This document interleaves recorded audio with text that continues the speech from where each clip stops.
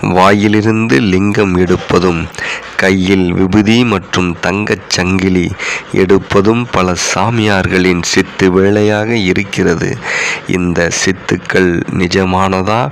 இதை சாமியார்கள் மட்டும்தான் செய்ய முடியுமா? அப்படி செய்கின்றவர்களை குருமார்கள் என கருதலாமா? பதஞ்சலி மகரிஷி என்பவர் யோக சூத்திரம் என்ற ஒரு நூலை எழுதியுள்ளார். அந்த நூலில் கைவல்லிய பாகம் என்ற பகுதியில் இந்த மாதிரி பல சித்துக்களை பற்றி மிக விரிவாகவே சொல்கிறார். என்னென்ன சித்துக்கள் செய்யலாம், சித்து செய்யும் சக்தியை எந்த வகையில் பெறலாம் என்பதை பற்றியெல்லாம் விவரிக்கிறார். முக்காலத்தையும் கூறுவது, தண்ணீரில் நடப்பது, ஆகாயத்தில் பறப்பது என்று சித்துக்களின் மிக நீண்ட பட்டியல்